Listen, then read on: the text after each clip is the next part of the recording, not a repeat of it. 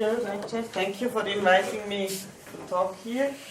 The topic of my talk are cosmological magnetic fields, and I want to show you why these might be interesting for cosmology, but also for particle physics to study cosmological magnetic fields.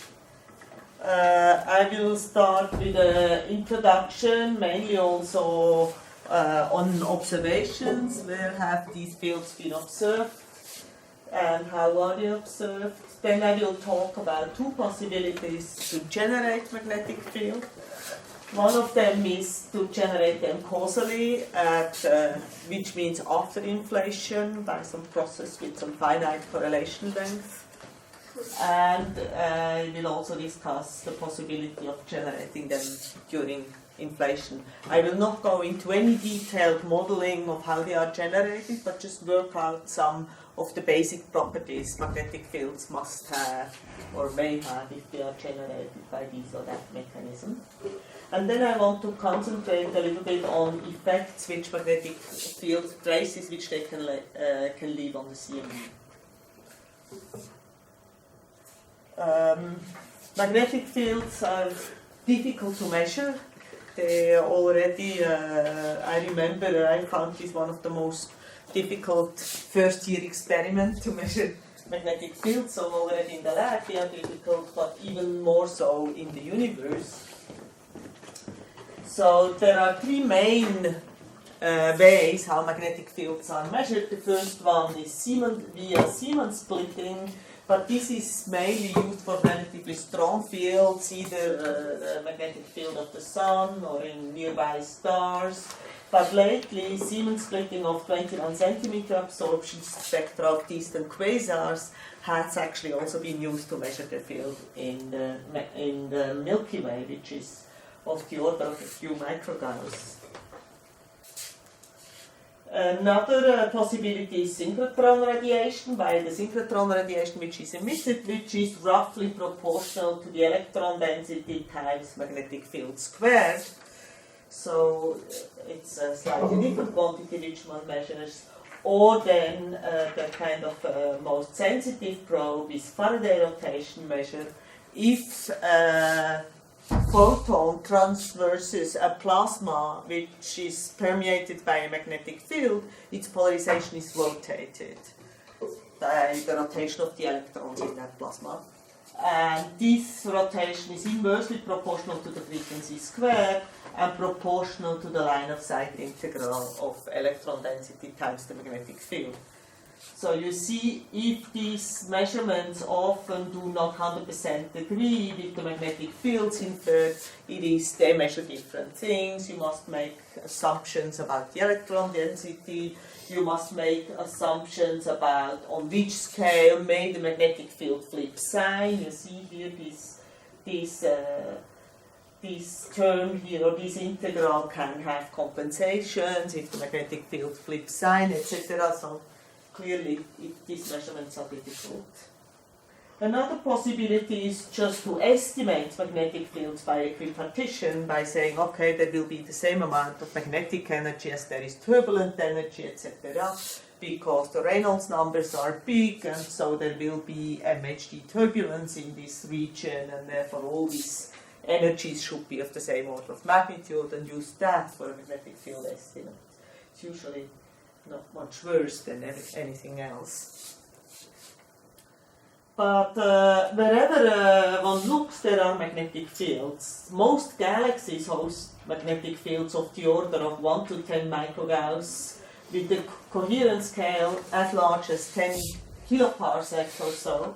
Also galaxies at a relatively high redshift, 1 or 2, if they are such that the magnetic fields can be measured, one finds that they are there and that they are of this type of order of magnitude.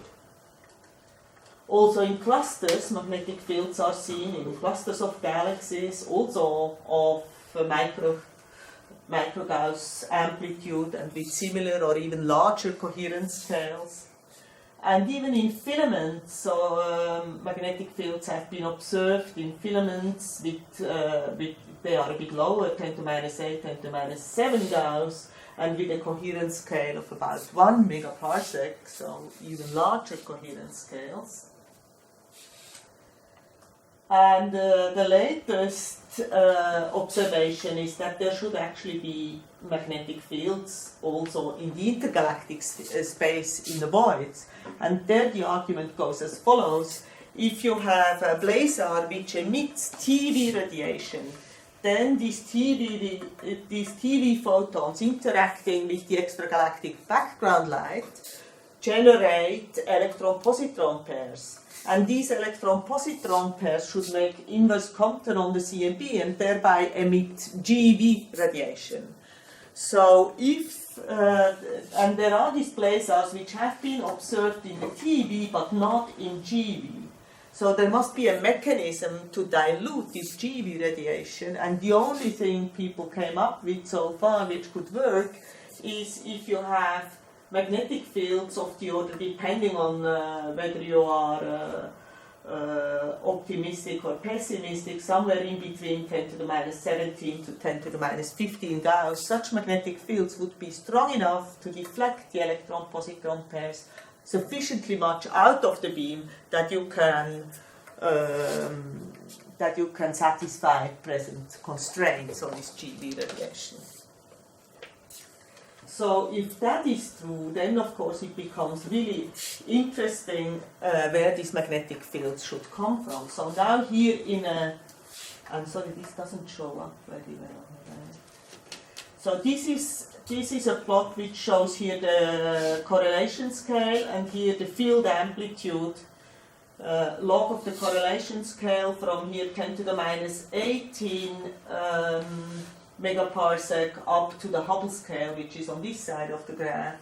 And here the amplitude goes from 10 to the minus 18 Gauss up to 10 to the minus 4 Gauss. So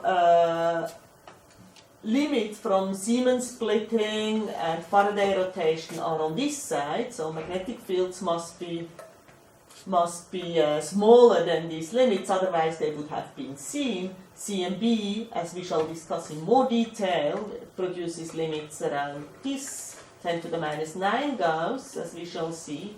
But now, with this blazar data, if this interpretation is correct, that these electron-positrons are actually deflected from the beam by the presence of a magnetic field, if that's true, we also get a lower limit. And here the scale here is roughly 0.1 megaparsec, here is 0, this is 1 megaparsec. If the coherence scale, correlation length of these magnetic fields is of the order of megaparsec or lower or larger, then the field needed is this 10 to the minus 17 or so in the most conservative estimate, 10 to the minus 17 Gauss. If, however, the coherence scale is smaller, then these electrons and positrons, they make a random walk, and therefore you need stronger fields to deflect them out of the beam, that they are not seen when looking back to this blazar, and so you need stronger fields, and the strength grows with the decay of the coherence scale. So, if there should be primordial magnetic fields somewhere in the region where this plot here is white. That's consequences from observations. Now comes the question: where do these fields come from? Right? I mean, the question is: could they be generated at late time, for example, in proto-galaxies or in quasars, and then spilled out into intergalactic space? Is this a possibility? And honestly, I'm not sure. I cannot rule this out. There are models which go in this direction. It's not easy, and there, honestly, I must see, my astrophysics is not sufficient to tell you, no, this doesn't work or so, or yes, this works. All these models, this is really complicated astrophysics, and it may or may not work. So I'm not sure. Would be great if we could rule this out, but I think we cannot. But so the question, are primordial fields needed, which are then amplified by contraction, by the dynamo effect, to give the fields which we observe? That might be true, but I'm not 100% sure that it's true. If we want these fields, there must be at least 10 to the minus 17 Gauss, with a coherence scale of at least 1 megaparsec, or even larger if the coherence scale is smaller. And they should be everywhere in the universe, also in the voids, not only in the galaxies or clusters and so on. Also in the voids where there is very little plasma. To generate these fields, to generate these micro-Gauss fields, which we have seen in galaxies, also fields of this order or rather a little bit larger, are actually needed. Because to generate fields in galaxies at redshift 0, one has much more time available than to generate fields at redshift of 2. And since the time is in the exponent, if you have a dynamo mechanism to generate the magnetic fields, a factor of 2 or so in time is a square root in the initial fields needed. So if you read somewhere 10 to the minus 30 Gauss, initial field is enough to generate the fields in galaxies and clusters. This is only true for galaxies today. If you want to generate them at the redshift of 2, you need 10 to the minus 15 Gauss initial fields. This is again this 10 to the minus 17 Gauss, which seem to be present already in voids, as we have said. And maybe another number which is useful to know, if you want to generate these micro-Gauss fields simply by flux conservation without the dynamo, then you need 10 to the minus 9 Gauss initial fields, roughly. This order of magnitude.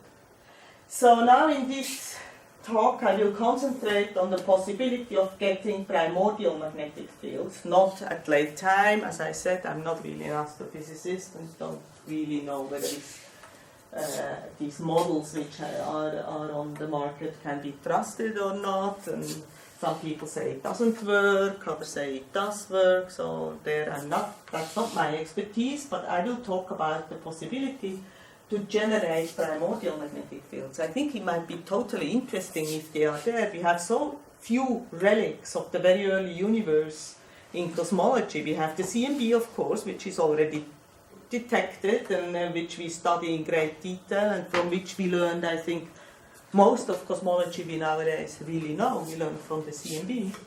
There might be a gravitational wave background. We haven't seen it yet. Might be there. We assume that there is a neutrino background. We also haven't seen it directly yet. And maybe there are these magnetic fields, also a relic of the early universe. There are very few, so if there are, we have to study them. We want to learn as much as possible from them. And that is the aim of this talk, to explain a little bit what we might learn from such magnetic fields if they are there. So there are two early universe mechanisms which can lead to such magnetic fields.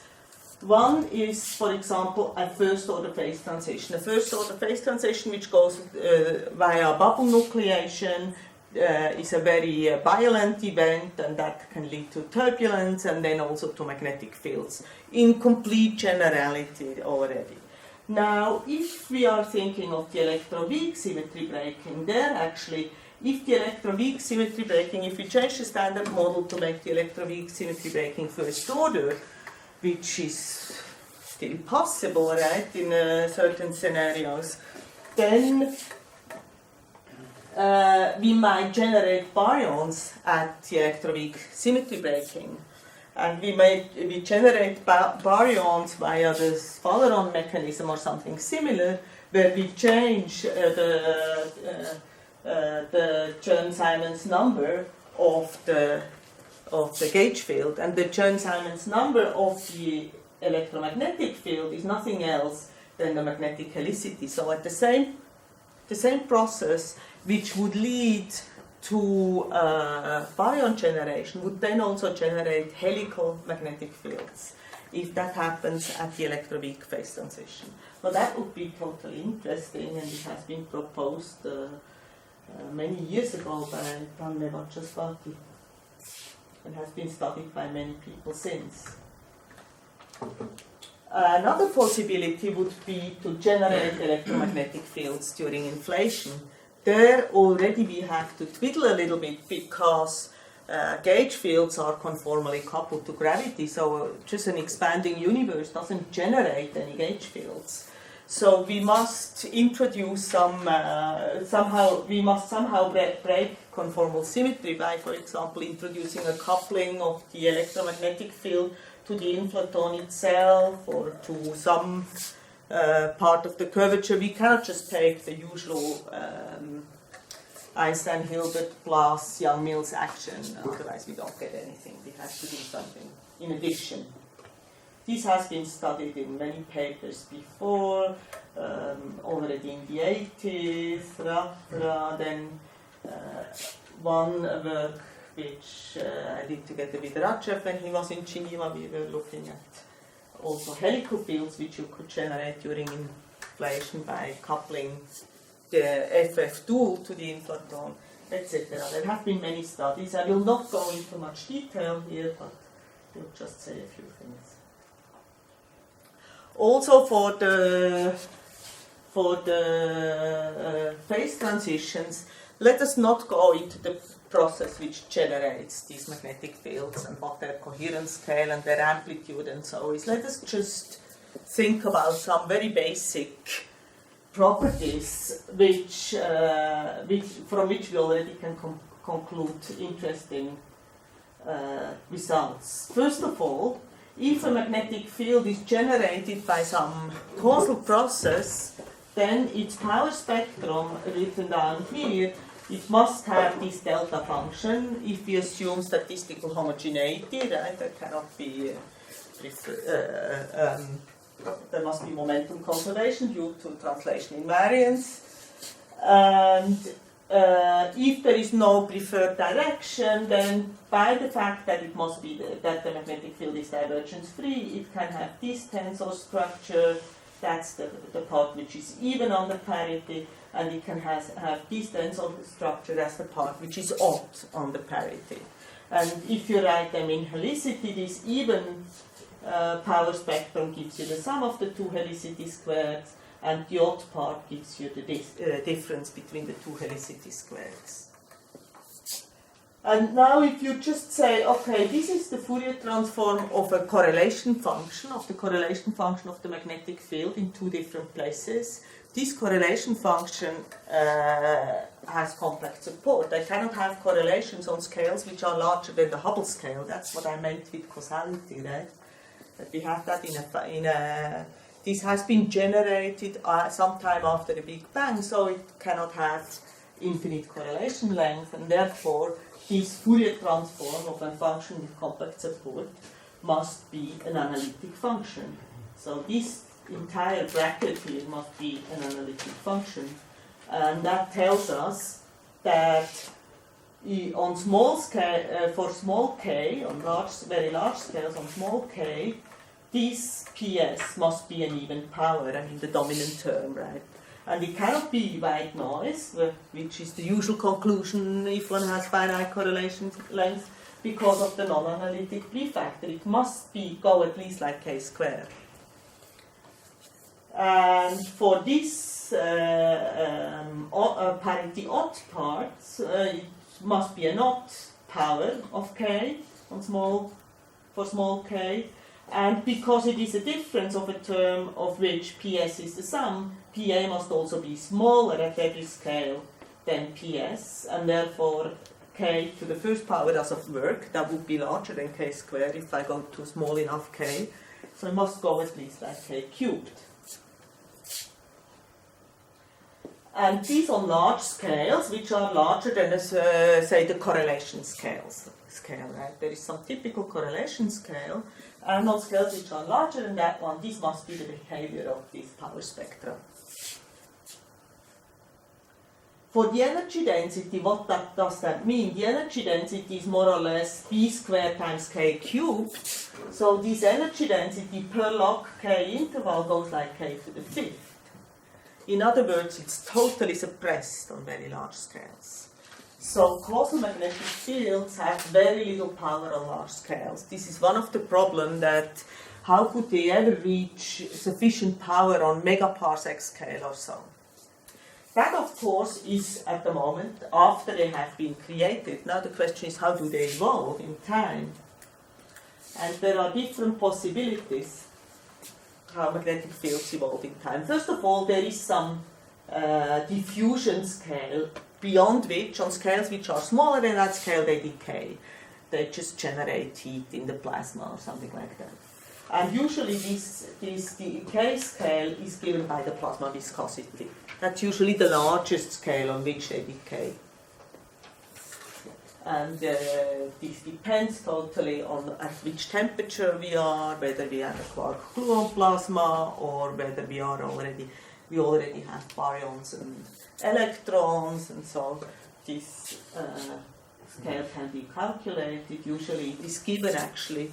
This is kind of also one of these interesting things in cosmology. It's usually given by, let's say, below 100 MeV, it is given by the free streaming scale of the neutrinos. Even though neutrinos do not couple to electromagnetism, but they couple to the electrons, which couple themselves to electromagnetism. So that's how the largest damping scale is given by the neutrino free streaming scale. On intermediate scales, which are k smaller than the damping scale, but k still larger than the correlation scale, the turbulence, MHD turbulence, develops a Kolmogorov spectrum, which goes like k to the minus 11 thirds. In the early universe, viscosity and magnetic diffusivity are very low, and the Reynolds numbers are huge, so MHD turbulence rapidly develops.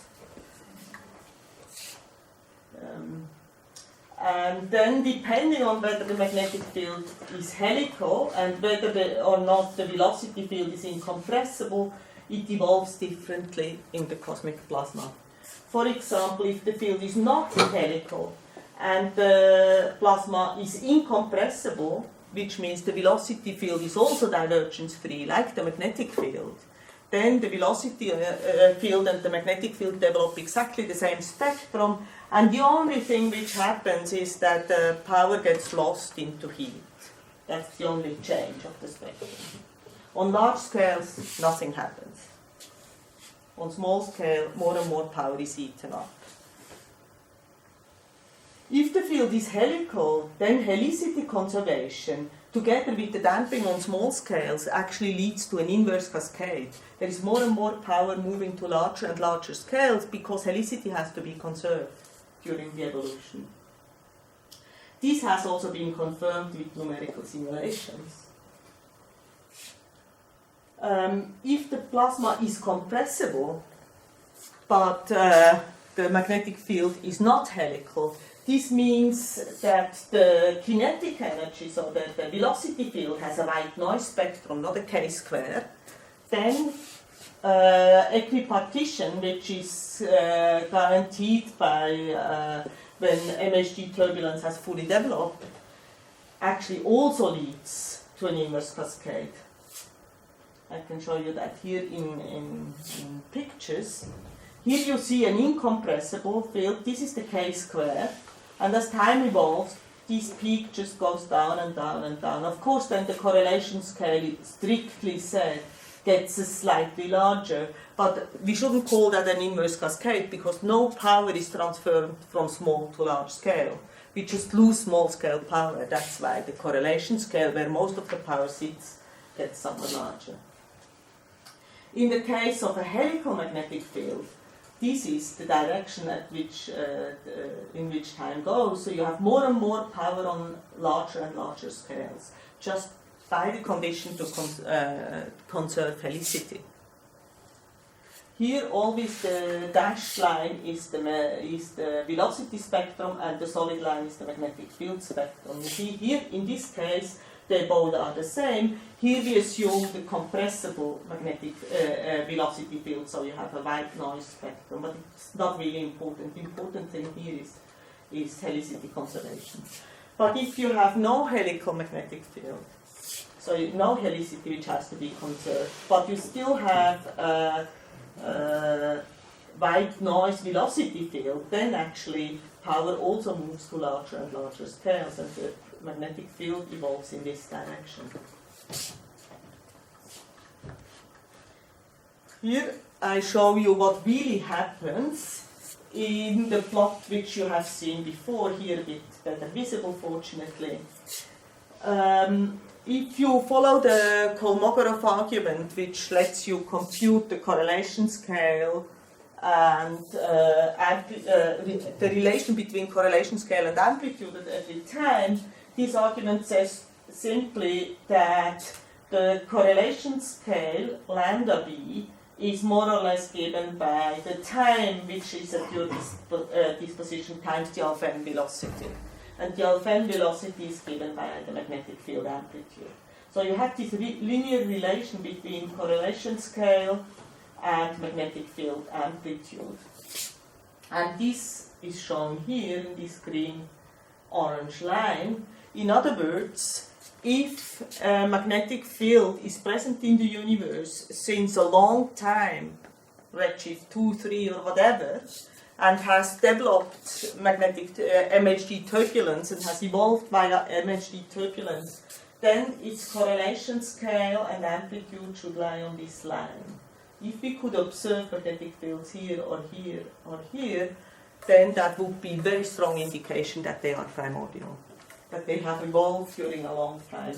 Here you see two examples which are not very realistic, but just kind of the most optimistic ones, assuming that the correlation scale at the moment of formation would be equal to the Hubble scale. Usually it's rather 1% of this, so 2 orders of magnitude smaller, and that the energy in the magnetic field would be 10% of the total energy of the universe. It's also a bit crazy, but it's not impossible, right? I mean, because most of this energy is then lost afterwards into heat, so we wouldn't know it today. Sorry. Yes? So, it is sure that it is seen in that range, it cannot be. There you also have electroweak phase transition. So is it possible to deconvolve it from a potential first order electroweak transition or not? These magnetic fields, we could of course only get them if there would be a first order phase transition. So if it's the electroweak, it cannot be the standard model one, we need some. No, but I mean, is it possible to say it's primordial rather than the electroweak? Electroweak I consider primordial. I mean, the universe was second source. From your point of view, that's still primordial. Sorry? I was just want to understand. So you would still consider electroweak primordial? Yes. Okay. Also the QCD phase transition I would consider primordial. With primordial I mean some relic from the early universe as opposed to formed in galaxies and so at late times. So for you would be no distinction between inflation, for example, driven in magnetic field and electroweak phase transition, because the electroweak will come soon after, I mean, much later than... Yeah. Yes, there is a difference, and we will come to this difference, but so far, but both these mechanisms, I will consider them primordial, but different, of course. And we will come to the difference in a little while. Here you see these are the points of the starting points of the electroweak and the QCD phase transition. So the main difference between the two of them is the Hubble scale. Here it's assumed, since the magnetic field is scaled to today, this ratio between magnetic field and the radiation density was assumed to be 0.1, so this is the same in both cases. It's the same. Should be understood as an upper limit of what you can get? I mean, yes, that should be considered as an absolute upper limit. Now, the optimistic absolute upper limit you could get from the QCD phase transition with a helical field. The helical field correlation scale grows and comes until here, where it is roughly, what is this, between 10 to minus 2 and 10 to minus 1 megaparsec. Sorry, this should be the final temperature QCD phase transition. Yes. But I thought that is very much not restored. There again, if we have a relatively large neutrino chemical potential, then it can become first order. And the neutrino, the limits which we have on the neutrino chemical potential from cosmology are too weak to say that it cannot be first order. So let me understand. What you mean by QCD phase transition is not QCD in isolation, but it's QCD with a non-trivial neutrino background. With the usual cosmological neutrino background, yes. Thermal neutrino background, right? But then it depends on the chemical potential. If the chemical potential vanishes, I agree with you, it is definitely not first order. But if the chemical potential is sufficiently large and actually still within bounds which are allowed, which are not excluded from cosmological observation, it could be first order. Of course, again, yeah. I'm trying to understand how the neutrino will affect QCD. I don't yes, think that's really, I mean, I don't want to discuss yeah, it now. Yeah. But if we can discuss this later, because I'm not sure whether I can reproduce the argument right now, immediately, but we can discuss this afterwards. And so also one more question. So the upper bound, how does it go? So it's like everything below, vertically below this axis, or this line, or no. What? I mean, It would be on this line, mm-hmm. on this line somewhere. Right. Okay. And the highest point on this line might be here, otherwise further down on this line. And if it is down here, then it cannot be the fields which help with the problem that the blazars have no GeV radiation, because that would require fields above this line, so somewhere here. And you see, for example, if we say no, that was really too optimistic to have Hubble scale, correlation length. Typically, it's more like the size of the biggest bubbles, which are maybe in the best case 1% of the Hubble scale. So you have to go 2 orders magnitude this direction. If you say no, 0.1 is crazy, it's maybe 1% at best, or 10 to minus 3. You have to go down a bit here, and then draw the line parallel to this one. If you think, if the phase transition was helical, non-helical but compressible, non-helical and non-compressible. Here, these directions are always the same. This green line is parallel to this orange line. This green and orange line should overlay. They're just a little bit displaced for clarity. So starting from the phase transitions and depending on what kind of field and what kind of plasma you have, you will arrive at different say points on this line. Exactly. You will arrive at different endpoints in this line. Mm-hmm. But if the plasma is fully turbulent, it must lay on this line somewhere today. And does that scale correspond to the typical horizon size at the phase transitions or not? This scale here is the horizon size at the phase transition, this one. Which is very small. Which is very small here, what is it, 10 to minus 7. It's of course scaled to today, it's all co-moving scales and co-moving magnetic fields. So it's not the physical scale at the phase transition, but expanded to today. Okay, is there something else? Some other remark? I mean, I'm quite proud on this plot. I think there's a lot of information there, and we were very happy to. It's kind of funny that it lies, there's the turbulent properties of the plasma force, but it's still fun. It's a very unique kind of. Yes, it is. But what I'm not 100% sure is how easy it would be to measure. Of course, this is, if we assume we have the magnetic field of the primordial plasma, right? Now we measure magnetic fields in galaxies, in clusters, in voids. How well they correspond to this magnetic field is not entirely clear to me.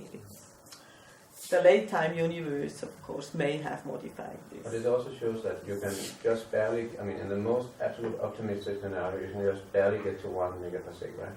Yes, that's what it shows, yes. I think it's more like 0.1. In the most optimistic case, you get to 0.1 megaparsec correlation scale. So a lot of magnetic fields at the QCD phase transition and fully helical. Bit crazy. Okay, so because of these difficulties to get large correlation scales, it's also interesting to look at magnetic fields from inflation. As I have already said, usually conformally coupled electromagnetic fields are not generated during inflation. You need to modify somehow your Lagrangian. One possibility is here coupling to the inflaton, but you can also have a coupling of either F mu nu or A nu to the curvature, and so all these cases, or many of them, have been studied in this original paper, which is quite long and explicit. You can also study a coupling to FF2, as I said. This is also what we have once done. And let us concentrate on this simple case, just because it is simplest. In this case, if you redefine this field, A is the scale factor, F is this function here, times A, in Fourier space you obtain, and using Coulomb gauge, you obtain this equation of motion for this rescaled electromagnetic potential. Now, this you can study. It's just a wave equation with a time-dependent mass term, and you can now assume that initially your electromagnetic field was in the vacuum state, and see how it was excited during inflation, as one does when one calculates, I don't know, scalar perturbation or gravitational waves from inflation. The same kind of calculation. And if you assume that F was a power law in conformal time, or also a power law in phi in your field that you were during slow roll inflation, you can calculate the magnetic field spectrum which comes out as a function of this power. And here you see you can get all kinds of spectra. If n is equal to -2, here you get n equals -3, which corresponds to a scale value. Sorry? This is the case of minimally coupled inflaton. The inflaton itself, it's not so important whether the inflaton is minimally coupled. What is important is that this function here, if the inflaton is minimally coupled, and if you are in slow roll, then this gamma is also the power of the inflaton. However, if you are not in slow roll and the inflaton does something else, this in principle is a function of the inflaton. But if you can arrange this function such that it is a power of conformal time, then you don't care anymore what the inflaton does. You just get this spectrum for the magnetic field, and you also have to compute the electric field spectrum, because you don't have a conducting plasma which damps the electric field, so you have to take it also into account. And that is the electric field spectrum which you get when you start off from with vacuum fluctuation. And if you compute the energy density in magnetic field and electric field, you find that you need this power gamma to be between -2 and +2 in order not to suffer back reaction and in order to get finite energy densities, also on large scales. Sorry, can I ask a very naive question? I mean, if your scalar field would actually carry electric charge, that's a different story, yes. then it would still be possible, or because it's a conformally coupled scalar field? Yes, this probably would also be a possibility. Okay. If you said, okay, I have that scalar field is coupling to the electromagnetic field in the usual way, you could probably also generate magnetic fields. But as you see, the Lagrangian chosen here in this case is not of this form. But this you could also study. I think it actually has been studied, but I cannot tell you now what the answer is.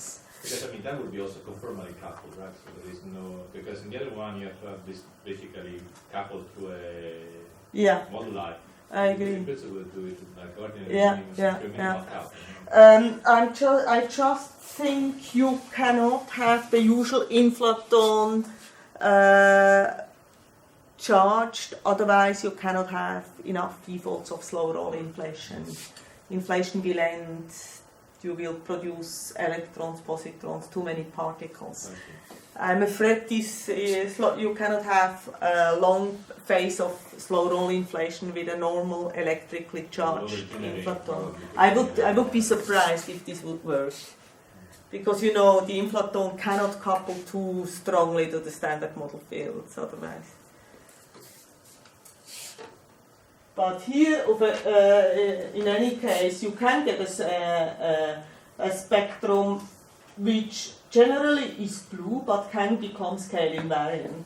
And if it is blue, if gamma is not equal to -2, but you have a slightly blue spectrum, then you are severely constrained by not overproducing magnetic fields on small scales, by the fact that you don't want to have back reaction, that you want your inflation to go on as usual, and the energy density to be dominated by the potential of your scalar field and not by the electromagnetic field, which would not give inflation. So if you, however, choose gamma close to -2, this should be, then you get a scale invariant magnetic field. If the Hubble scale is a typical number, you get interesting numbers, amplitudes for the magnetic field, on all scales. By changing gamma only a little bit, you get already reductions of 5 orders of magnitude at the present, at 1 megaparsec scales. And the nearly scale invariant spectrum can then evolve by freely decaying turbulence. It develops a Kolmogorov spectrum on smaller scales, below the correlation scale, and is damped by diffusion on small scales. So this can be studied, but it has one big issue, which is the problem of strong coupling. In what I said here, I have normalized this function f so that at the end of inflation it is equal to 1 and the electric charge has the usual meaning. But f is growing very rapidly during inflation, so this means that it has been much smaller for most of the time during inflation. Then, since charged particles have to couple to the canonically normalized field, they require a charge which is of the charge which they have at present divided by square root f, and which is much larger than 1, so you cannot trust any perturbation theory anymore, and this cannot be trusted. So this calculation somehow doesn't really work because of this strong coupling problem. Well, one very lazy way out here, this has been pointed out by Demozzi et al. In 2009, and the people here actually have studied what this really means and what kind of fields you can still produce if you take that into account, and which are tiny and really ridiculously small in most cases, except for very, very late time inflation. Now, a very lazy way out is by just coupling the electron or whatever charged particles no longer to the canonically normalized field, but with a constant charge E, but with a time-dependent charge which depends on time exactly as to compensate the growth of F. But by doing this, with this time-dependent charge, you of course break gauge invariance. But then gauge invariance is broken in this case, but and we expect such a Lagrangian also to generate longitudinal photons and electrons and positrons, and one should study whether this is still acceptable or not, and this has not been studied. At the end of inflation, when the inflaton becomes constant and F becomes constant as well, then gauge invariance is naturally restored in this mechanism. But there's no model for this, right? No. This is just thin air. So let us briefly in the 15 minutes. in the last 15 minutes, discuss what is the effect of such magnetic fields on the CMB. The CMB is affected by them in multiple ways. I mean, simplest of all, the energy momentum tensor of the magnetic field perturbs space-time geometry. It leads to scalar, vector, and tensor fluctuations in the geometry because the energy momentum tensor of the magnetic field is quadratic in the magnetic field, so it has scalar degrees of freedom, vector, and tensor, and they all affect how photons move in the CMB and how fluctuations evolve in the CMB. In addition, the Lorentz force affects electrons and the baryon velocities and therefore affects the acoustic peaks. It actually moves them around slightly. In addition, there is Faraday rotation, which changes the polarization of photons and actually in such a way that it turns E-polarization into B-polarization and vice versa. So you can get, if you have magnetic fields, you can get B-polarization from purely scalar perturbations also by this effect. But it would be easily distinguishable because of the frequency dependence. So I will kind of not talk very much about Faraday rotation anymore because these can be easily distinguished in the CMB. Now, there are lots of CMB calculations from magnetic fields in the literature, and many of them are not quite correct because it's quite subtle what happens. I will try to explain you a little bit. There are actually 3 different modes in the perturbation modes coming from magnetic fields if they are generated during inflation, and 2 if they are generated later. One of them is the so-called compensated mode.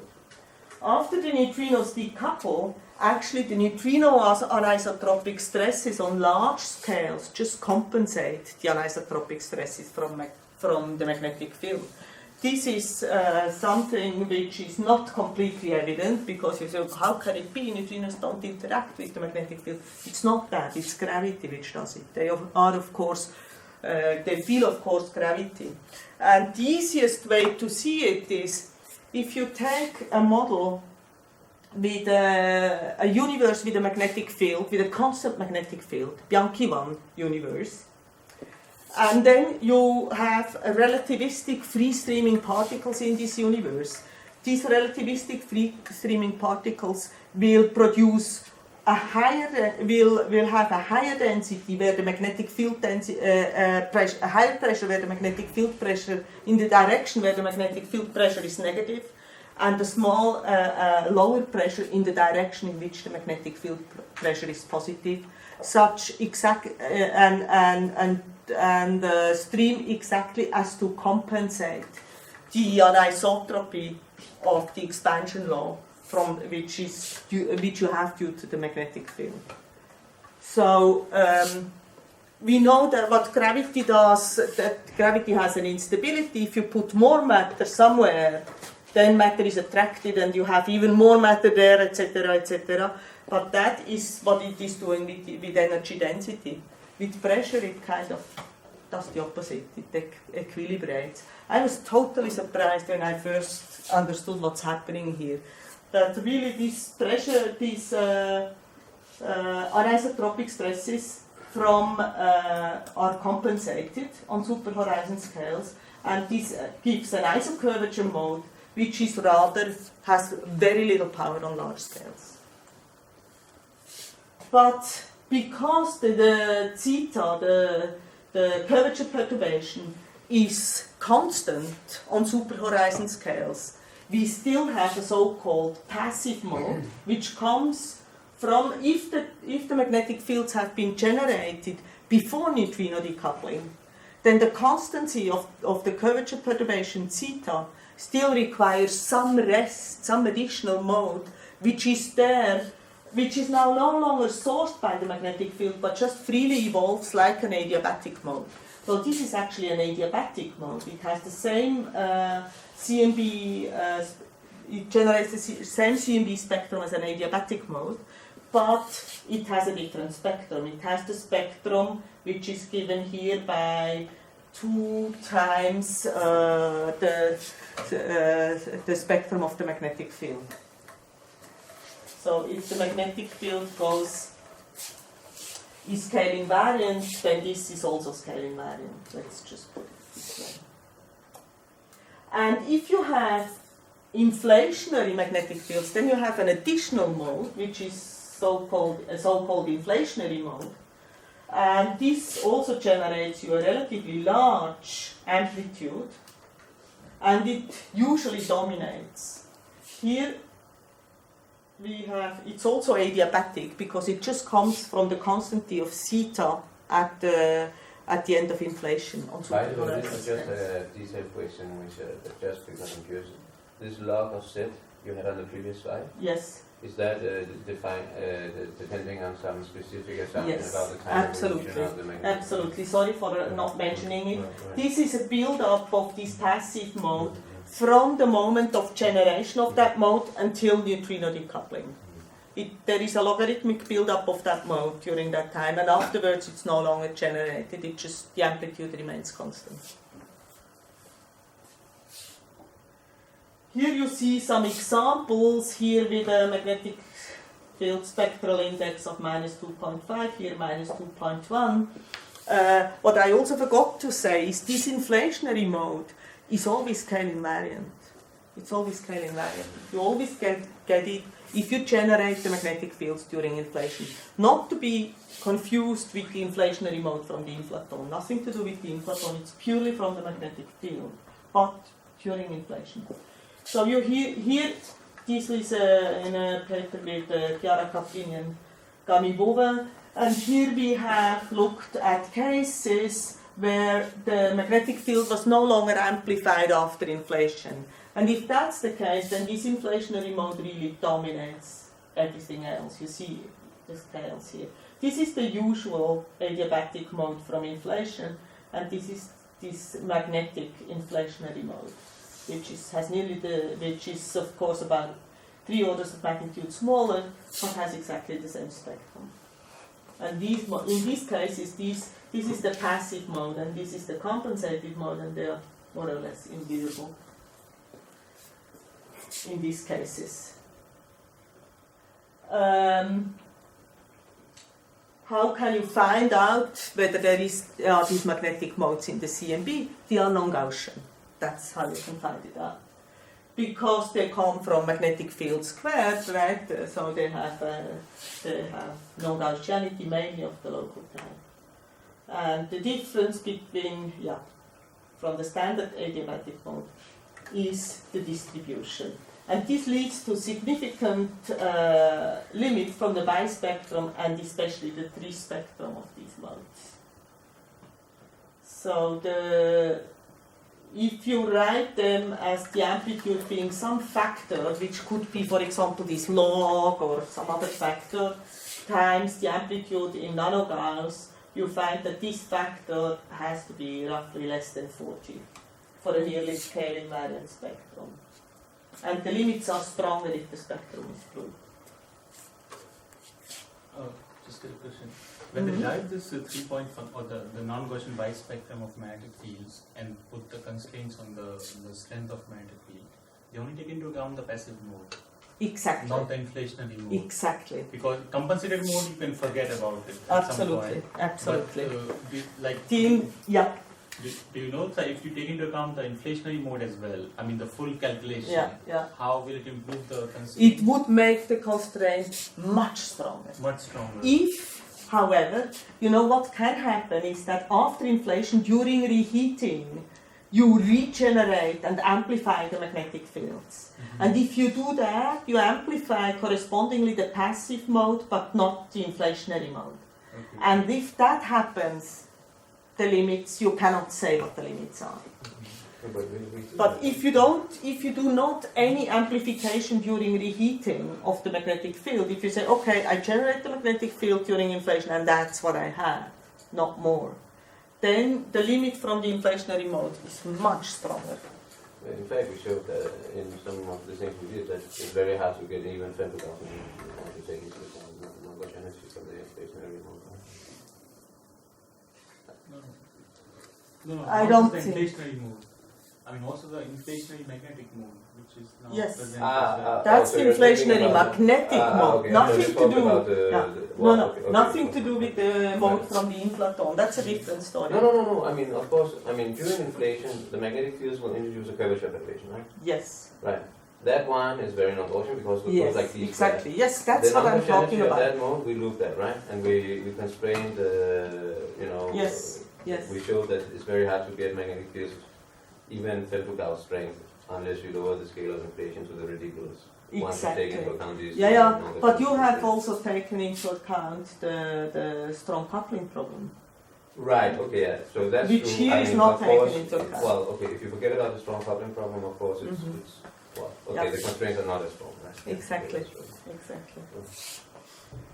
So maybe just one last entertaining possibility. Here there are three. Here are is the bipolarization for three different models of magnetic fields compared with the bicep data. This one, the magenta one, is more for the Panafit, very low inflation scale, and this is the only case where the compensated mode plays a role, because of course only the compensated mode really has vector and tensor perturbations, because the other has vector perturbations, because the other only the compensated mode is the one which is still sourced by the magnetic field. The passive mode and the mode from inflation, they no longer have any source. And vector perturbations, if you have no source, they decay immediately or very rapidly, and they don't leave any trace in the CMB. However, if you have vector perturbations, actually the transfer function or the transfer kernel for bipolarization for vector perturbation is about 10 times larger than the one for tensor perturbation. So you make really big bipolarization from vectors, as you see here with this magenta line. Here in the blue and the green case, the green probably the most kind of standard one, you can reproduce the bicep data with magnetic field spectra only, but you violate to some extent the limit on non-Gaussianity. Now you can say, okay, this limit on non-Gaussianity was obtained by assuming that the magnetic field itself is Gaussian. Maybe the magnetic field itself is not Gaussian in a way that final non-Gaussianity is somewhat smaller. And also, this 3-point function, the way it is calculated, there were some graphs are calculated, but not all of them, and they can come with different signs. So this calculation is to be taken with a grain of salt, and it requires that this should be less than about 1 nanogauss, and here we have 1.8 nanogauss, so I think it's okay. And it's not really sensitive to lowering the value of R a little bit. I mean, The value of? R.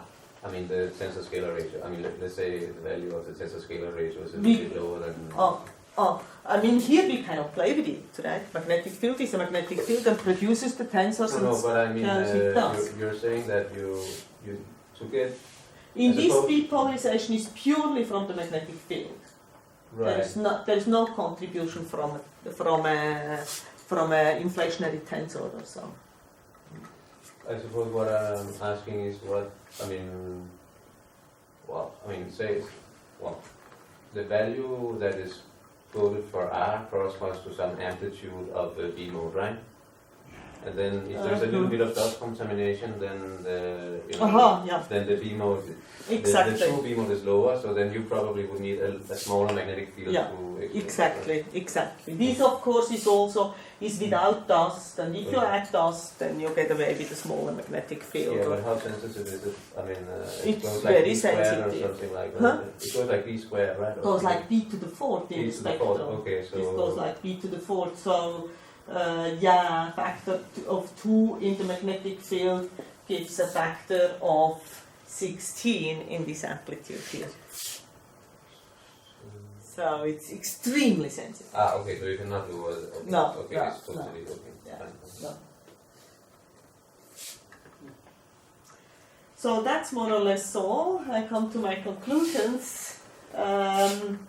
As I have showed you in the beginning, observations show that we probably need of order 10 to the minus 16 Gauss or so of magnetic fields if with large correlation length, or even stronger if the correlation length is much smaller than megaparsec.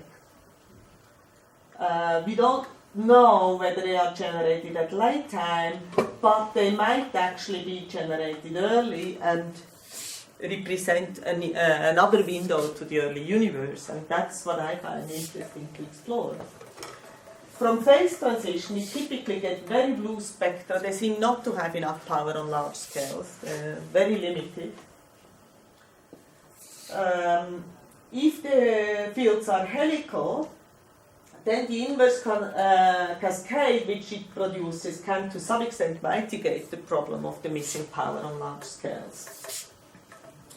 And magnetic fields from inflation, they can have many different spectra. They can actually be scale invariant that lead to sufficient fields on large scales.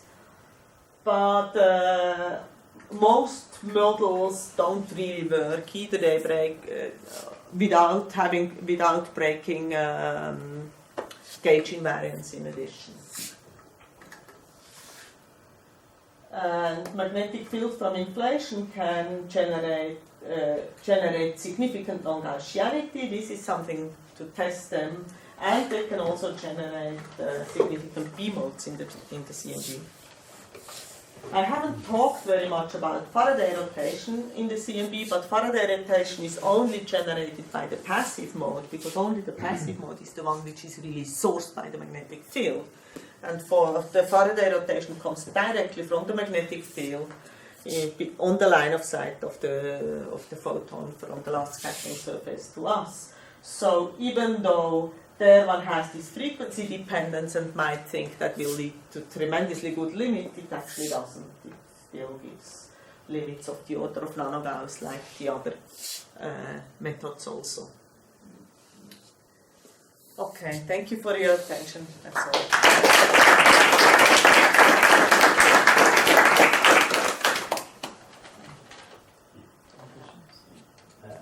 I had a question to this slide where you had again these things with the phase transition on this line.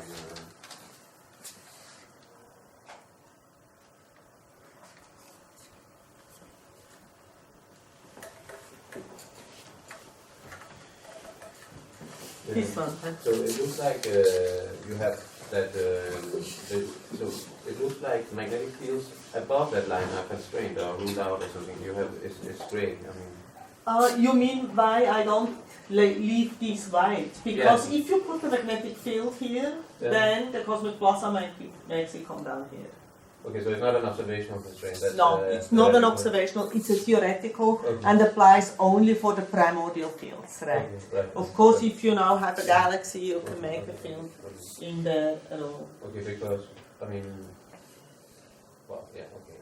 No, It's it's just not because we looked at Yeah, the it's- new distortion as a way of proving magnetic fields on a scale which is, on a short scale, right? So Somewhere here. yeah, well, it's like somewhere there. Somewhere there. Yeah. Right. Yeah, no, the observational constraints, they probably cut off somewhere here where you have the diffusion scale, right? But here we just know that if you put the magnetic field there at some early time, it will evolve onto this line by MHD turbulence.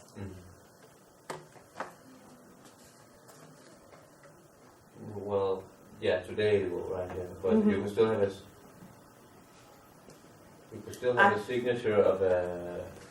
Well, okay, yeah, okay. I mean, If you want to know where it was at decoupling, you Right, just have to, right, let's say exactly, decoupling is right, 100,000 years right, today, right. you just have to change this age here, right? Right.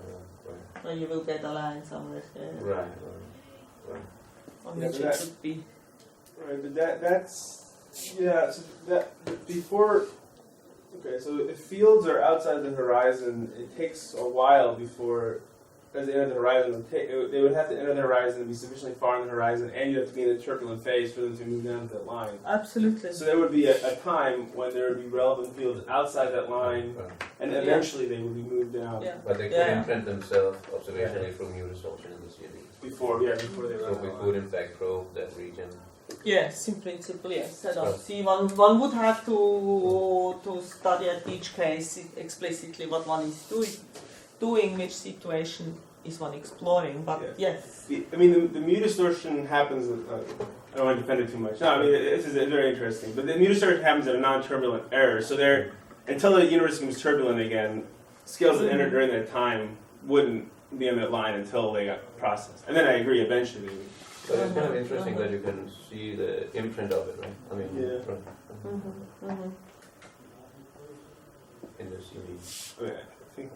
Yeah, anyway, we can talk about I just have one question, is that if you think of these void magnetic fields and look at the correlation length, which is of the order of a megaparsec or larger, and if you think that these magnetic fields are generated during inflation, and we know that during inflation you produce superhorizon correlations, okay, which means that this scale of 1 megaparsec should have been superhorizon all the time, okay, until at some late time it enters the horizon, and you could think of this being the length scale for these. So what I want to ask is that, so what is the typical size of horizon, for instance, at matter domination or something, such that this scale of 1 megaparsec should have been superhorizon even at that time? Wait a sec. We know the horizon scale at equal matter and radiation is roughly 150 megaparsec, right? Something like that. Yeah, it's like I think it's like 150 megaparsec roughly, so it should be earlier than equal matter and radiation, when 1 megaparsec is the horizon scale. But you see, this is the limits which you get from the voids, right? It's here. So if you have more than 0.1 correlation scales larger than 0.1 megaparsec, it's 10 to minus 17. But you can also have a smaller correlation length. You just need a stronger magnetic field to obtain the same kind of average dispersion from a random walk, right? So, and then, of course, if you generate magnetic fields during inflation, and if they are, for example, scaling variant, then you have no correlation scale, right? They are correlated over all scales, which are accessible now.